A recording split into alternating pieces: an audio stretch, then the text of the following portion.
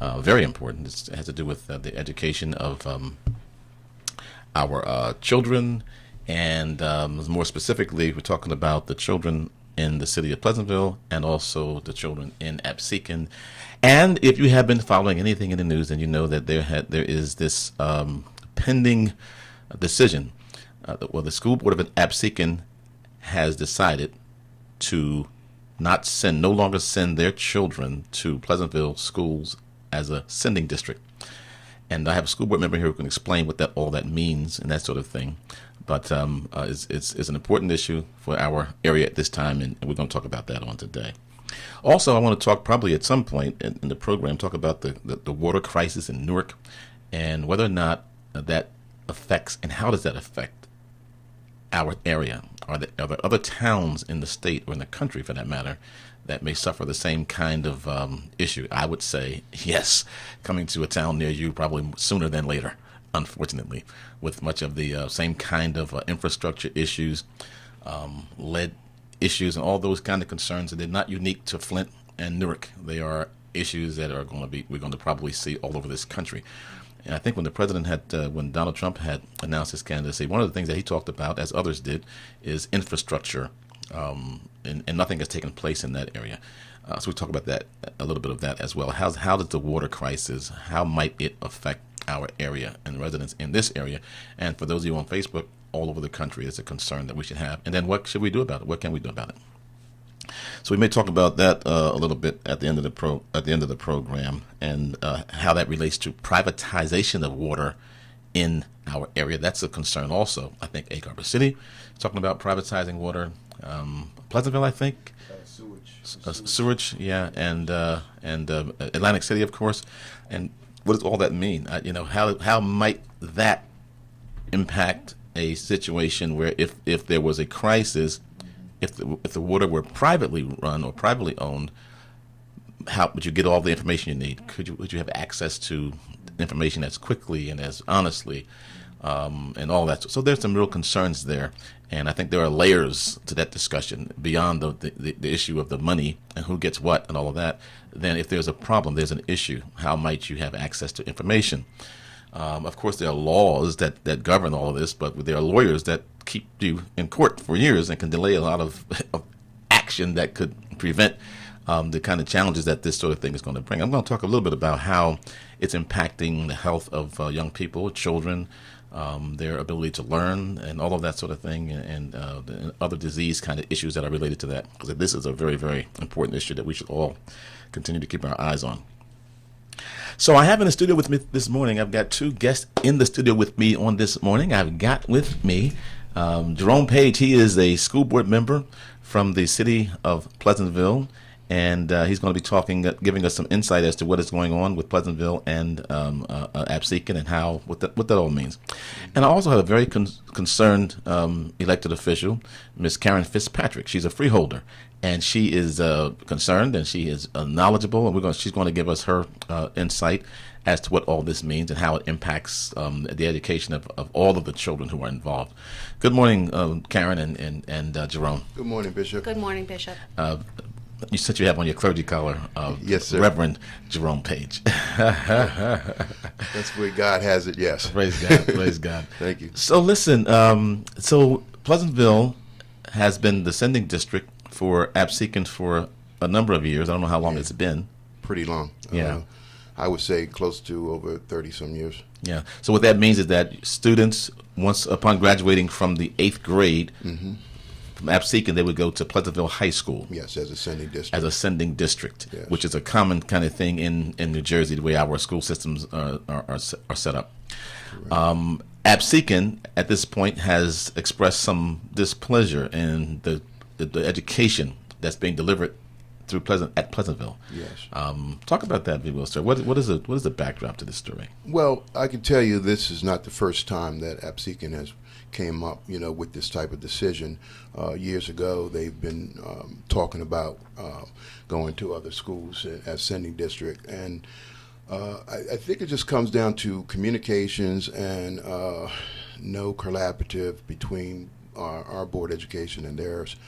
When I was on the board in 2007 and 8, 2005, we tried to join in as a connective school district with Absecon, and it was working pretty good. But I think what happened over the years, the communication stopped, and it's not a surprise that this is what they want to do. We understand that. We don't really have a full percentage of the students actually coming to Pleasantville School District. We do have a small percent, I would say about maybe 1%.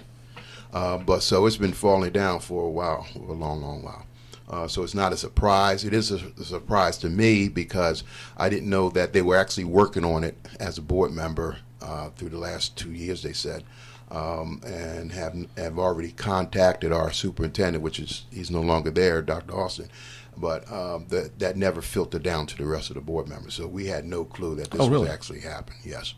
That's interesting. Yeah, we didn't have any clue. All right. So some of the reasons that they state for wanting to leave Pleasantville School District and go to the Greater Egg Harbor School District, where their students will now be attending Absegami High School. Some of the reasons for that decision has to do with the education, and opportunities for their children to receive a good quality education. Some of those concerns might be something to be discussed, because they may have some legitimate concerns there when you compare what's offered at the Great Egg Harbor School District to what may be offered in Pleasantville. If you're a parent of a child and you want, for instance, you want the opportunity for honors classes, that sort of thing. They offer different kinds of opportunities for children. Well, I think Freeholder Fitzpatrick, yes, she may have more of the reasons. I'm just learning it right now. Gotcha. Okay. So I would really like to hear from. Yeah. So Karen Fitzpatrick, Freeholder Karen Fitzpatrick, she is absolutely has some more information to share. So Karen, good morning, and thank you for coming in this morning. Thank you for having me, Bishop Gandy.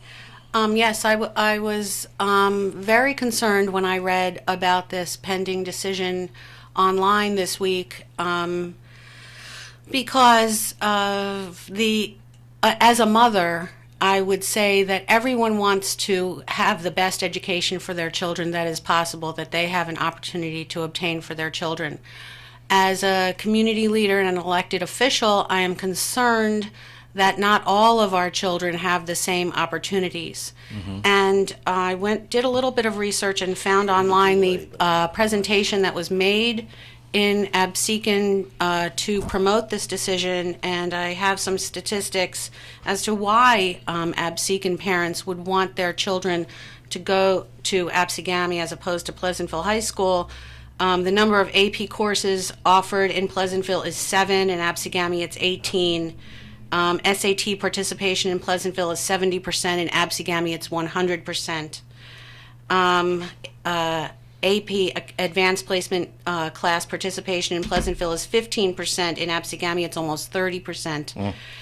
So these are verifiable and valid reasons to want to offer your children more educational opportunities. But that doesn't mean that the children in Pleasantville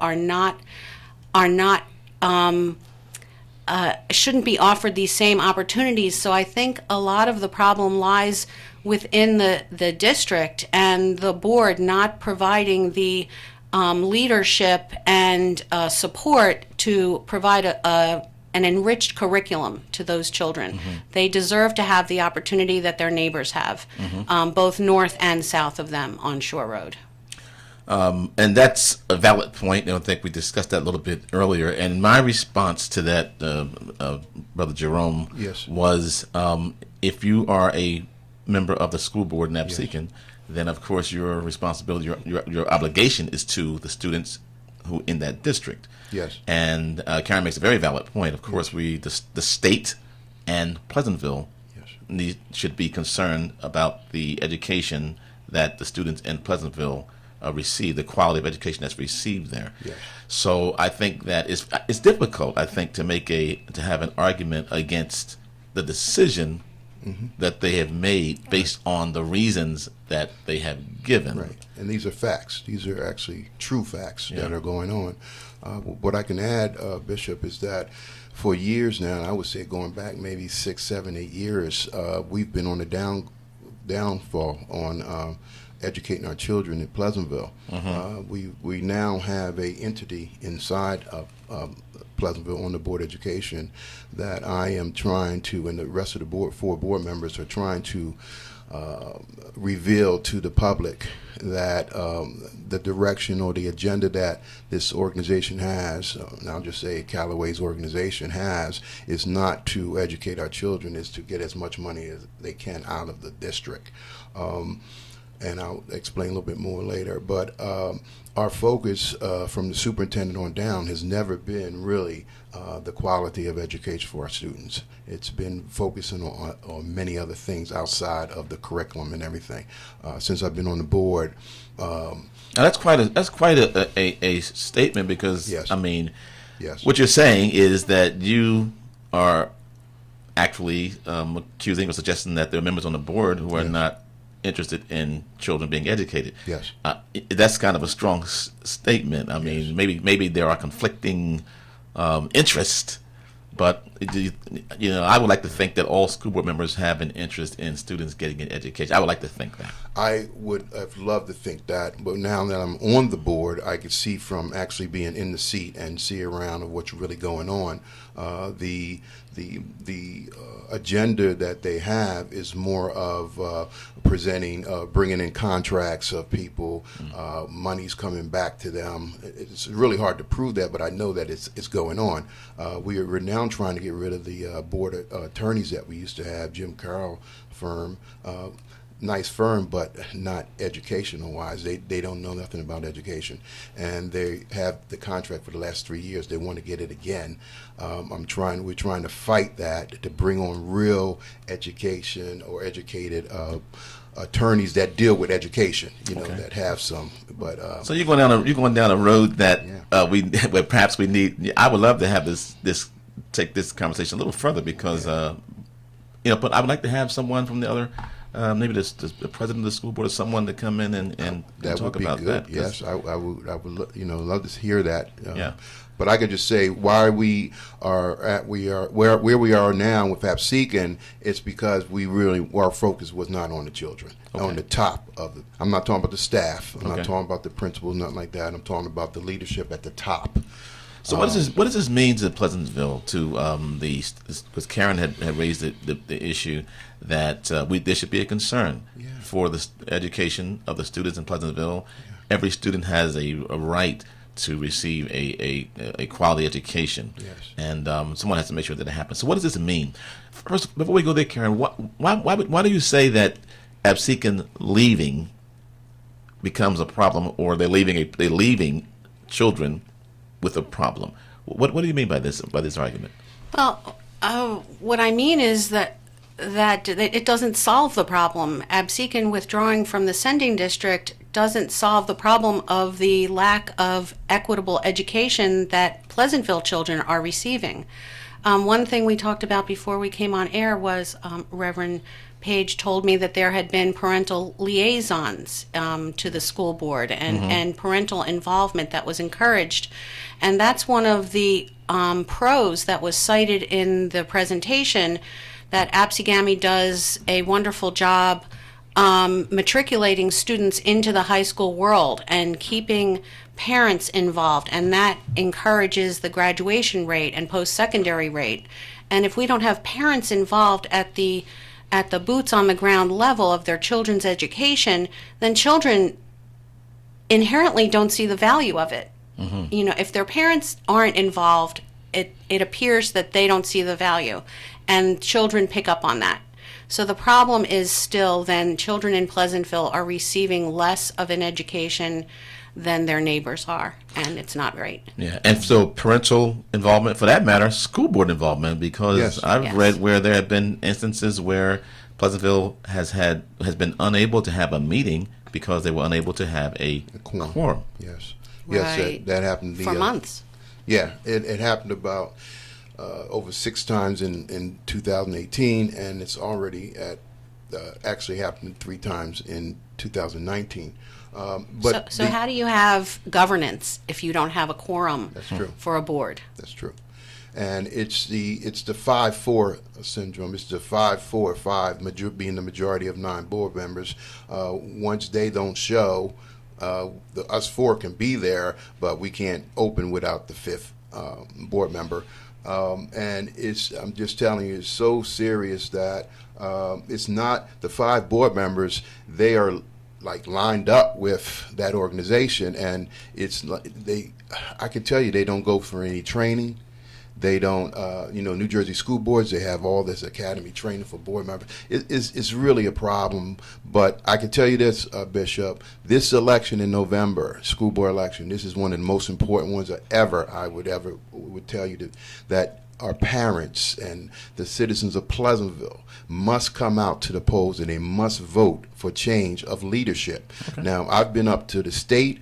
Since I've been on the board, I've been up to the state officials, I've been up to the commissioner, I've been up to New Jersey school boards, and the thing they say is the people in Pleasantville must change the leadership of the board through the election. Yeah. They will honor the president of the board, even though the president of the board is not leading the way they should. Like we must honor the chosen one. That is true. I'm going to take a quick break right That now. is true. Amen. You're listening to Bishop John Candy Live. My guests this morning are Freeholder Karen Fitzpatrick and Reverend Jerome Page. He is a member of the Pleasantville School Board. We're talking about the Pleasantville Absecon school districts and their pending separation. And I want to come back, Jerome. I want to talk about the process. What does that mean now? Because although Absecon has voted to take action, it hasn't yet occurred. It'll take about 2 years for it actually to happen. So we'll talk about in a minute. We'll come back and talk about that process, and then talk about. And Karen, hopefully you have some thoughts, I think, on this. What's a good step going forward? What might you have proposed? Because you proposed something before as a possible solution or to address the issue of education in the area. We'll talk about that as well when we come back. All right. Thank you for tuning in. We'll be back in about 2 minutes. Hang in there. Between my 2 kids and my husband, we spend a lot of time at our AtlantiCare Urgent Care Center. AtlantiCare Urgent Care Centers are located throughout South Jersey, staffed with board-certified providers, registered nurses, and X-ray technologists. We provide care for non-life-threatening emergencies and illnesses 7 days a week without an appointment. X-ray and lab services on site. It's the urgent care I know I can trust. For locations, visit atlanticare.org/urgent. Between my 2 kids and my husband, we spend a lot of time at our AtlantiCare Urgent Care Center. AtlantiCare Urgent Care Centers are located throughout South Jersey, staffed with board-certified providers, registered nurses, and X-ray technologists. We provide care for non-life-threatening emergencies and illnesses 7 days a week without an appointment. X-ray and lab services on site. It's the urgent care I know I can trust. For locations, visit atlanticare.org/urgent. Priscilla Hawks presents Confessions of Being Fabulous Road Trip, celebrating Black Girl Magic. You heard it, girls. We're going on a road trip, so get ready. When is it? Friday, August the 30th. Road tripping to the National Museum of African American History and Culture in Washington, D.C. The bus departs at 6 a.m. from the Walmart Supercenter at 6801 East Black Horse Pike in Egg Harbor Township, New Jersey, 08234. Returning late in the evening. I'ma say it again. Returning late in the evenings. Tickets, $65. Again, tickets, $65. No girlfriend discounts. Limited seating is available. To book, to RSVP, call or text Priscilla at 917-261-0039. Again, to RSVP, call or text Priscilla at 917-261-0039. I love you, and yes, this is a girls trip, but again, to RSVP, call or text 917-261-0039. Girls. And welcome back to Bishop John Gandy Live. And I want to thank our sponsors, Beacon Hall, located at 243 St. Louis Avenue in Egg Harbor City. The number there is 609-484-0191. Turning moments into memories, Beacon Hall. Also, the Abundant Life Worship Center Church, located at 32 Bishop John R. Gandy Avenue in Egg Harbor City. And our website is www.abundantlifeofehc.org. And so we thank you for our sponsors, and thank you, listeners and viewers, for being there. We're talking this morning. I've got two guests in the studio with me. I've got freeholder Karen Fitzpatrick. She is freeholder at large. That gives her, I think, some area of responsibility and a voice specifically in this conversation. And also Jerome Page, who is a member of the Pleasantville School Board. We're talking about the Absecon Pleasantville School Board split, if you will. And so we talked about Jerome. I want to talk about the process, because although Absecon has decided to sever its relationship with Pleasantville as a school sending district, that has not yet been a done deal. There are a few more steps that need to be taken before that becomes a done deal, right? Yes, they started off by having the vote, and the vote now goes up to the commissioner. The commissioner has up to a year and a half, close to 2 years, to make a decision. So there is some time in that period where the Pleasantville Board of Education, the leadership of whoever our new superintendent will be, but right now it is Dennis Anderson. We have an opportunity to see what we can do to pump up everything that should have been done years ago. Okay. So what can residents do, and if they want to have a voice, or is that now out of their hands? No, it's not really out of their hands. It's more of the parents coming to the board meetings, expressing what their beliefs are, and what can be done, or what they're willing to help us to do, or what we would ask them to do for us. It's more just getting involved with the parents and bringing the parents out. So you're saying that the commissioner's decision will include some input from the residents of Pleasantville? Oh, absolutely. As well as Absecon? Yes. Okay, so there's still a case to be made if you want to make that case. By the way, only 10% of the students from Absecon, I believe, go to Pleasantville High School. Correct. And I think the number is, Karen had told me earlier, the number is actually 37 students we're talking about. That's correct. But that's 18,000 per student. Yeah. That's over close to $600,000. Right now, we just had a cut, state aid cut, and we're looking at somewhere of 800,000 of trying to pick that up, some kind of way. So we'll impact Pleasantville's budget. Impact, yes, absolutely. Fiscally, it would impact.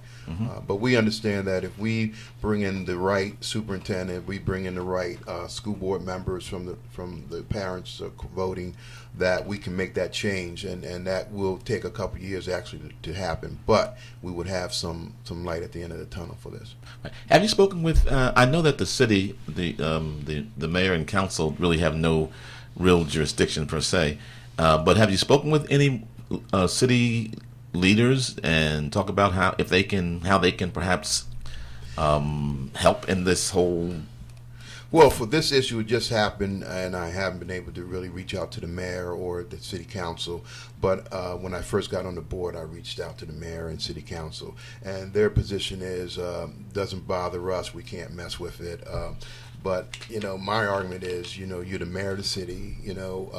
People want to come live in Pleasantville. They're looking at the school system. There is something that you can do, but basically it is up to the Board of Education to add the mayor or council. I plan to bring on a ad hoc committee that would allow every everyone that's in the district that has a say in the school district to be on this committee, and we can really start from there. Interesting. And as was pointed out earlier, Pleasantville, the education, the level of education, I think that's being delivered.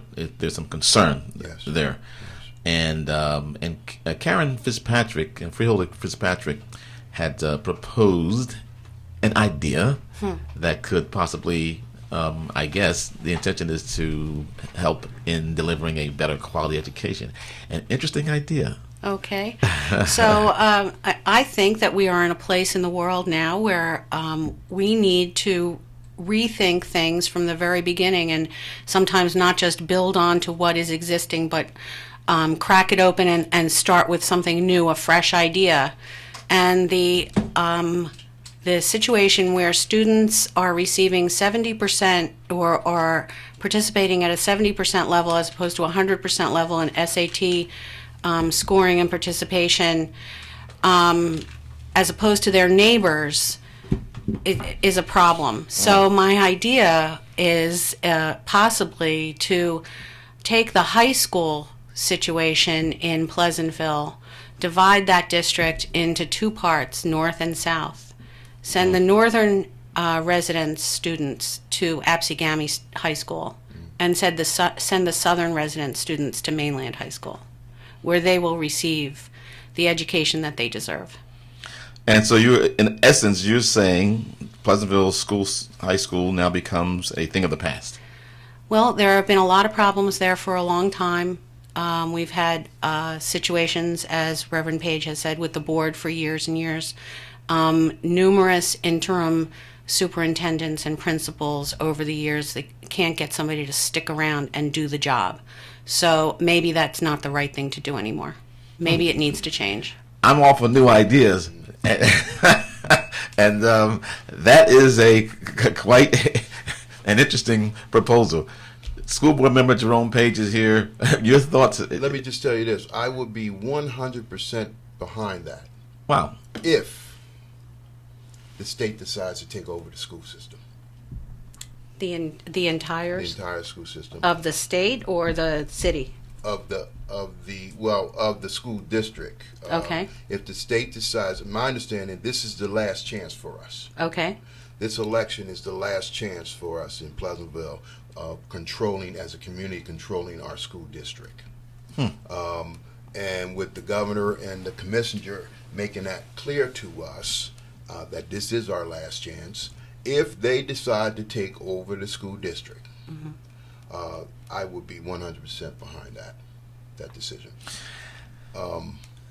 That's not the response I expected, but that's an interesting response. yes, because it's really gotten that bad. Wow. And we're at a point when things like this come out, and all I'm running for is school board for my reelection. That's all I'm running for.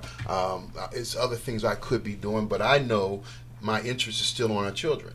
You know, I'm a graduate from Pleasantville High. My twin brother, me and I, we graduated from Pleasantville High. My kids went through the school system. So I have an interest here. I'm a homeowner for 38 years. So I really know, and I really believe from what God has been showing me, that we have this opportunity. We can maintain. We can come back to where we should have been. I appreciate your what you're bringing out, and I you know what, I do agree with it, but only if the school district is taken over by the state. And then, of course, there's another opportunity that's been floated around lately as a countywide school district, where students would be mixed throughout the entire county, and that would also provide an equitable education for everyone. So there are a couple of ideas that are new and maybe a little uncomfortable for people. Home rule of school districts is a very nice idea, but not practical in the 21st century. As long as it doesn't include segregation, no, it would be more diverse. Okay, then more diverse. More diverse. Okay, that's the goal. I like it. That's interesting. That's interesting. But I think if you're going to, I agree with you. I think that if we're going to begin to really think seriously about some of the challenges that we face, they're new challenges. Perhaps some of our system, our structure, and not just in the school district, but in many areas, are antiquated. They were designed for a different time. Yes. And perhaps it's time to rethink some of those things and to just look at things differently. And Bishop, if I can add, our high school and middle school is about maybe 10 years old, close to that, and they were designed to have two structures of kids learning a skill. That means electrician, But we know that the ACIT is out there, and they actually is a high school too. We are equipped to bring that back You know, a lot of our students, we understand, are not going to go to college, but we have to prepare them for it. But if they can go another route on a trade or a skill, something that is in the building, where we don't have to keep transferring them over, I believe that's success. That is success. So now you're talking about something that's very interesting.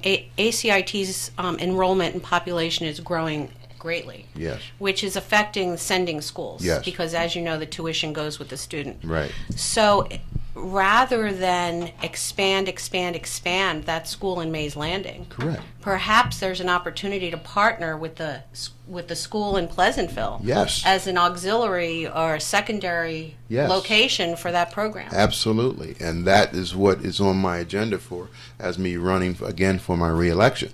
Is we have the facility, we have the technology. We're up. You know, our new high school, new middle school, it's equipped for any type of increase in education.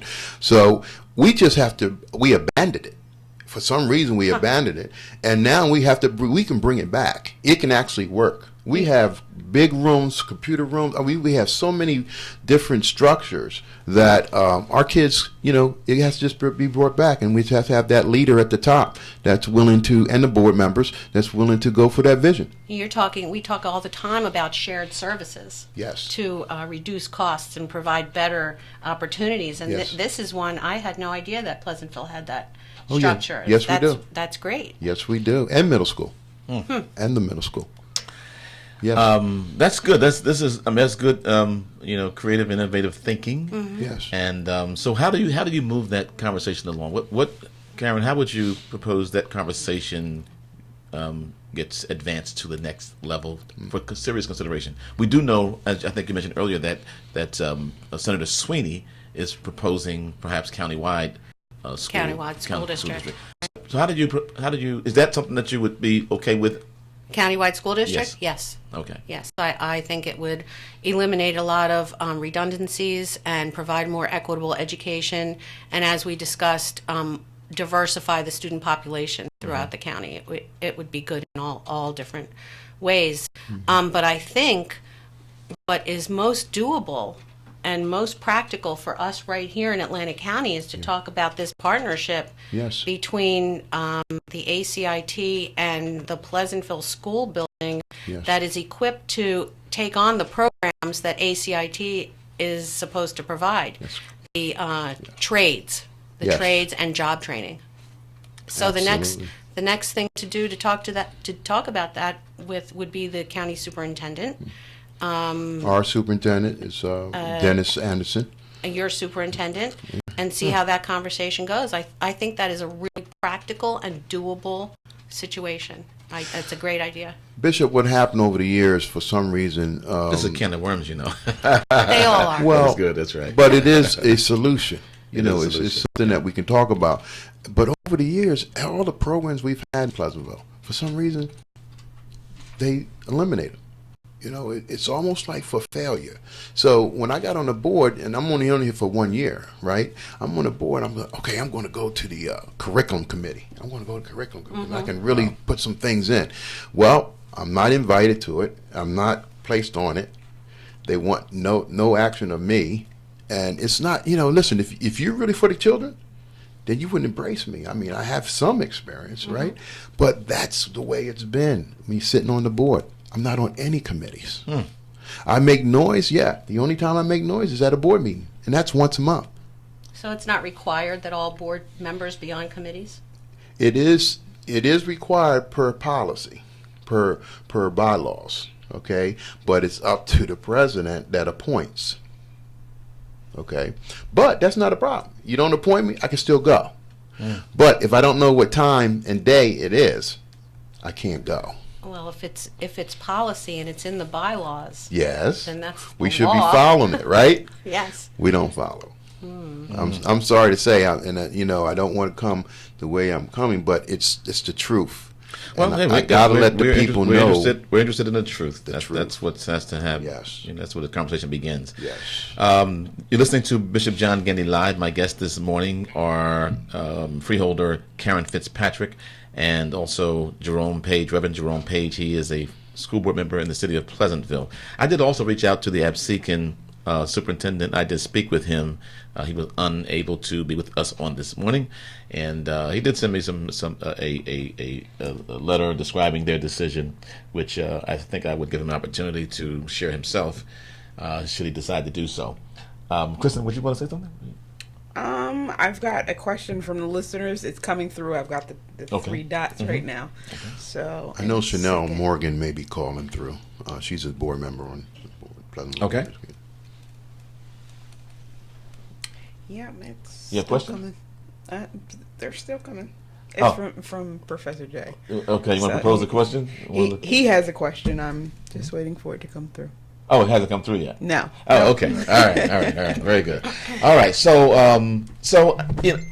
in the meantime, what is most urgent right now is, while we're waiting for the state to make a final decision, what is most urgent right now is to address the apparent needs of the students in the Pleasantville school system and improving the education there. And I know the politics unfortunately gets in the way of education. Yes. I served on a school board myself, some years ago, right. And politics get in the way of education, and that's so unnecessary politics. There is part of politics. Yeah. But unnecessary politics is what gets in the way.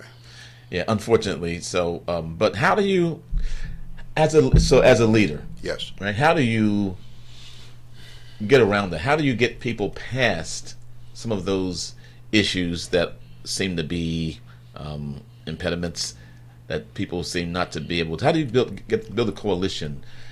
Is that not doable? It's doable. Remember, we're in education. I'm on a board of education. It's always learning. No matter what position you are, a teacher, principal, board member, we're learning, constantly learning. And we must educate ourselves. The board members can go to different meetings and different conferences to get more, be more educated as to what's out there. Bring it back to the district. Start using some things that are successful in another school district. Start using it. So you're saying that the board members just do not have the tools or the ideas or understand the system enough to be able to make the necessary kinds of changes and advances. But it is there. The education is there. New Jersey School Boards, I have all my certifications with New Jersey School Boards. I'm master board member, I'm a lead board member. I have the certification. If the board members that are elected, if they go and get that certification, all the agendas around them will drop. And then they look and focus on the one agenda that the board comes together on a board retreat, and we come focus on that one agenda. And what is that one agenda? Educating our children. Finding different ways to do that. Okay, so Professor J says diversity doesn't automatically mean inclusion. If then Pleasantville School was split and sent to other schools, would the teachers be able to transfer districts? Otherwise, I see a lot of issues with this plan. Racial and socio-economically segregation happens within diverse districts very often. So, very valid point. So, yes, it is. What does that mean for the diversity level of Pleasantville, and as well as the teachers of Pleasantville? Would they be able to transfer? Well, I think that teachers teach, and if they have the curriculum available to them and the support of the board, then they would be successful no matter which building they are in. Right. And therefore their students would also be successful. Okay, I think we kind of mashed two questions. Yeah. So that was the one question as far as the teachers, but what does that mean for the students? Racial and socio-economical aspect of the students of Pleasantville High School right now? So if we split, because you figure the Pleasantville School District it's like we said, that there's we see certain race demographics, we see certain socio-economical demographics as well. So what does that mean if we split them? I got an answer to that. Okay. And I just sat down at a forum we had a couple of days ago at Mount Zion Church, and it was on desegregating the schools. And New Jersey's pretty up there with segregation.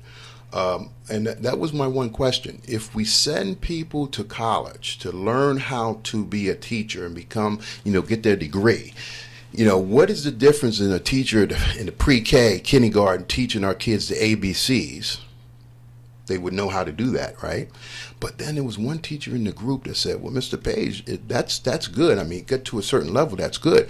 But when you have, and I got to say, when you have white teachers that come out of school, they know how to teach, but the child they're teaching, they must know a little bit about the child. Mm-hmm. They must know the culture of the child. Right. They must know that if you got a little Bobby always rapping, singing, but he doesn't want to do his work, schoolwork, maybe if you put what his schoolwork is into his rapping, right, that will give him more incentive to continue to do what he likes to do, but at the same time, he's learning. And that's a good question from the doc. We know that if this does happen, we have to make sure the teachers are equipped to know how to teach children, urban children, black children, Hispanic, Asian. They come with another package. Can I play devil's advocate for a minute? Sure. And although I agree with that, 100%, there's no questions about it. Yes.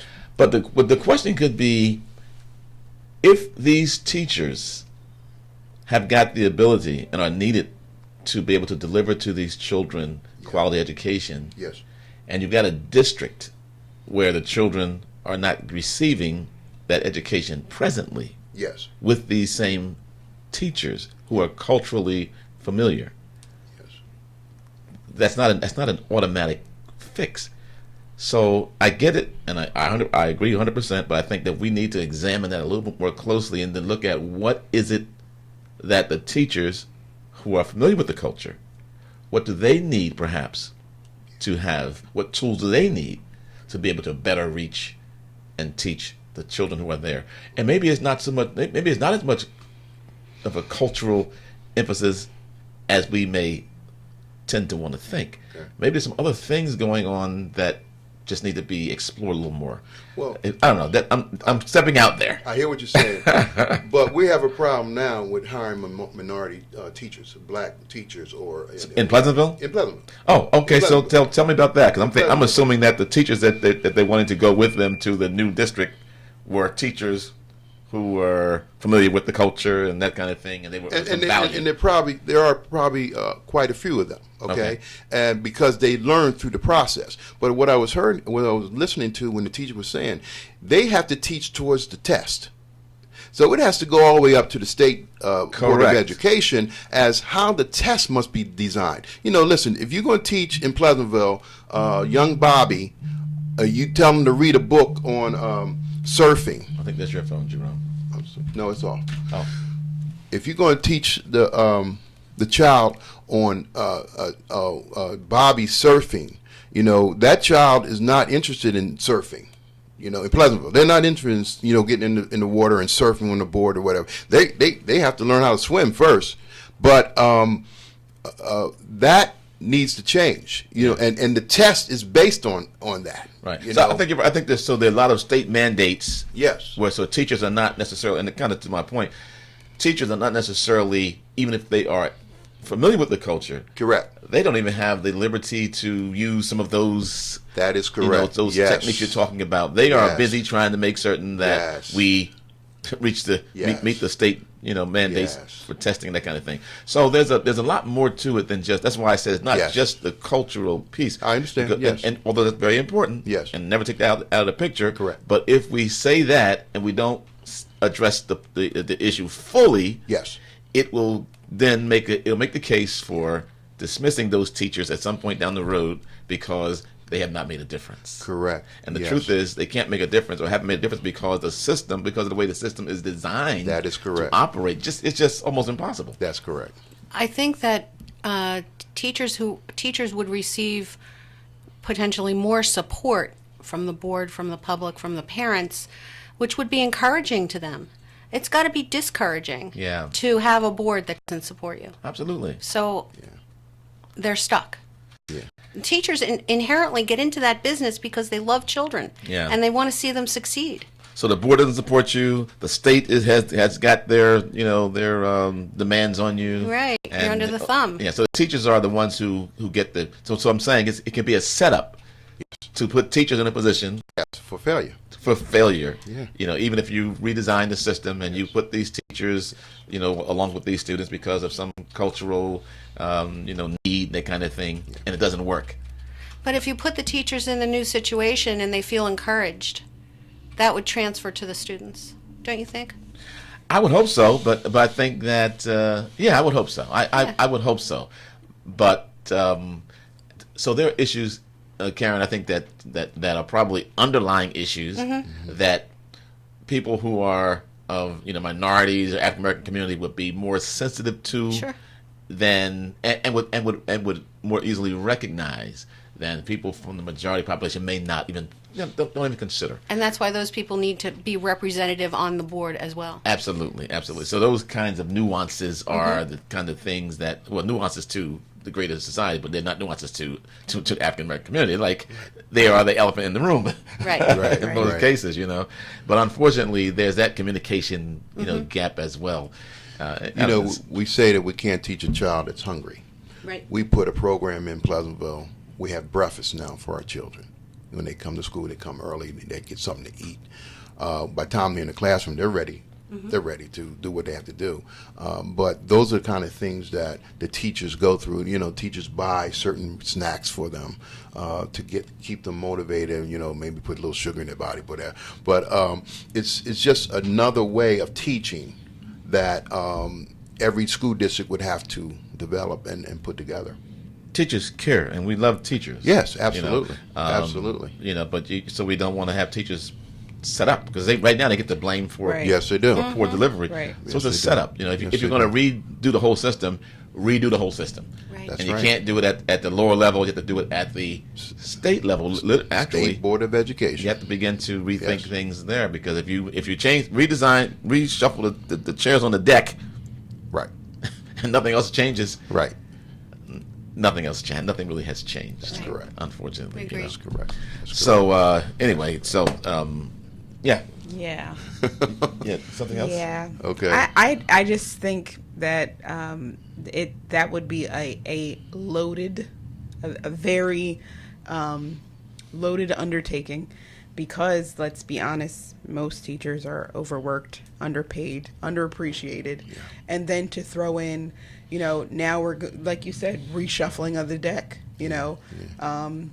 and we really have to consider what it would look like.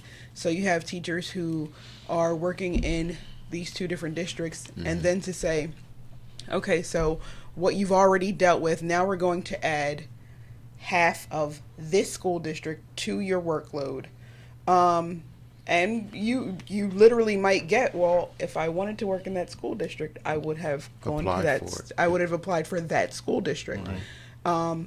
So, yeah, there would be a lot of things that you would have to consider. Yeah. So we get a lot of new teachers now. We're hiring a lot of new teachers. They come New right as out, in young coming right out of school. Yeah, well, that's not uncommon, unfortunately. In a sense, this is one of the challenges that urban school districts have. Yes. They tend to be able to attract or give opportunity to perhaps younger teachers, and they come in, they care, yes, and they're passionate, yes, and then they come into this system that is a little bit more difficult, unfair, more challenging than they had anticipated perhaps, but they're in there for the fight. Right. But they're often young, and they don't know necessarily where all the bones lie. They don't know how to get things done. They don't have the experience that you need to have to get things done and have a good quality education. But it's another way too. They come, they serve their 3 years one day before they get tenured, or while they get tenured, and then they go. They go where? They go where the money is. Yeah. Right. And our teachers coming out of school to teach, if they don't have, I'm sure they have that, compassion to teach, but yet it comes to be, I'm living in this world, I got to pay my rent. This is more than teaching. It's more than teaching. I got to survive. And we also have to we've got to be honest. Not every teacher has a passion for teaching. A lot of them, it's a backup plan. Yes. I remember when I was in high school, my Spanish teacher was a his major was like biology or something to that effect, where that was what he started, you know what I mean? That was what he started out with. Right. That was his major. For a lot of teachers, it's a backup plan. Yeah. So. Yes. Yeah. So. And to have it on your resume, you in the urban school district, and that's on your resume. For you now, you're going moving forward. Right. You got some experience. Right. So the teachers that you have that come out of school, you mentioned also that the assumption that I would have made is that many of the teachers in Pleasantville High School would be people of color or African American or whatever. That's not the case? No. Oh, okay. Not the case. So then you have got younger students, which you're suggesting that I guess that they're white students, probably female, who come teachers who come in for an opportunity, and they can take advantage of the opportunity. You're going to hire them. They get what they need, and boom, they're gone. They move on. Yeah. So that's unfair. Yeah. So why? But that's the system. So what's being done to retain them? Yeah. That's a good question too. Well, what was the beginning is more money. We give more money to for beginners In the beginning, okay. That was enticing to bring them in. Once we have them, if the leadership is not prepared to keep them, they're going to move on. Right. And that's where we're at. There's nothing to keep our teachers. They always, like you said, they're always You under can't the keep bullet. teachers. You can't get a quorum for the school board meeting. I mean, there's a lot going on, right? And there's a lot of fixing to be done. Yes. And maybe the suggestion that Karen had made, or that you have made, Jerome, or might be good. It may be just looking at everything with real fresh eyes, and just approaching it from a different position. I think that's the point. I mean, we've just had a really lively conversation about this, and that might not be the right answer, but at least we had a conversation. Yeah. But I think there's still a chance for Pleasantville, this election coming up, and I'm not saying because I'm running in it, but I am saying because I'm running, because you have to have someone that has some experience with board members, and I was there. My first year was 1995. I was there. I went in with Link Green. He taught me everything. But being new, you fall for everything instead of really concentrating on what the board has come up with their agenda, what the board's agenda is. And that's what's happening. It's just, I don't have any problem with the board members that are there. I think that it's good that they're there, because we don't get paid nothing. I mean, well, some of us don't. But anyway, but it's what they're not learning. They're not learning what their role is. And if they really understood what their role is, we would have better schools. We would. And I think we have a shot. One more time. Well, I hope so. And hope so. Closing remarks, Karen. Closing thoughts. Freeholder Fitzpatrick. I just hope that everyone keeps the educational opportunity for all of our children in the front of their minds, and the grown-ups act on their responsibilities, because in the end it's the adults who are responsible for this. Reverend Page, closing thoughts. Thank you for allowing me to come. I'm ready to come back again. Yeah. There's so much to tell you. I would just say that I appreciate this opportunity to bring out to the people in Pleasantville and Lion City, whatever, the importance of education. Our kids are going to school every day. They leave the home, and the parents do have some confidence in the school system to know that they're safe, and they should be learning, but we need more participation, more activity from the parents, and we understand that the board is the start to bring back the parent liaisons, to bring back some things that really make the district run. We're not a bad school district. We have really honest, good people willing to go in every day and work and teach our students. But like we said, the system is the system, and we have to find ways to get around all that or make it new. So I would say to everyone, I'll be back. If Bishop wants me to come back, I'll be back. And, Absolutely. I got some things that I like to bring into the school district that we just don't, we're not looking at. But we have a system. We have a high school and a middle school that is equipped to really bring our kids into the 21st century. Okay. And I'm going to reach out to some of the other members on the school board as well to see if I can have them come in to have a good conversation. Yes. But I want to thank both of you. All persons who run for elected office and are in there for all the right reasons, and do it without the kind of compensation. Even if you get compensated, you're not compensated anywhere near what you perhaps deserve if you just put in the hours. You know what I'm saying? So thank you both for coming in. Thank you for what you do in the community and your contributions. And I just add this: yes. my incentive or my reward for being on the board is to see our children walk down the aisle and get their diploma. Amen. Absolutely. And to know that I had something to do with it. Absolutely. And you're running for re-election. Yes, I'm running for re-election. Give you a chance to give your running for re-election. I see light at the end of the tunnel. I only ran for 1 year on an expired term, but I'm going to go for 3 years because I think there's an opportunity that change can really happen. But the change can only happen within the school district I'm in. Pleasantville voters, you got to register to vote. If you're not registered, you got to come out and vote in numbers. Just act like it's a mayor election. Mm-hmm. Just vote in numbers. Make a difference. Excellent. And so very good. Thank you both again for coming in. And Thank you. Anything? One thing. Go ahead. Yes. This person is right, because I did go to Egg Harbor Township. A lot of students who were from areas outside of EHT were disciplined unfairly due to racial and socioeconomic prejudices. No question. As I said, I was on the school board, and one of the first things I did when I got on there, first I went to get on the school board because I was a parent in the school system, and it was a school system that had a majority, only like 10%, less than 10% African American children, and many of the parents, African American parents, would begin to complain about their children being whatever. So as parents, we talked whatever. So I I got on the school board, and the first thing I did was I requested that we begin to get a monthly report on discipline. Mm-hmm. Every child, every infraction, and what action was taken for each instance. And what it revealed instantly was that there was unfair. There's a big difference in the way discipline was meted out to children of color, as opposed to children who were, the majority population, the white children. So but getting in that report, it brought it to light, and then we begin to see it become a little more fair.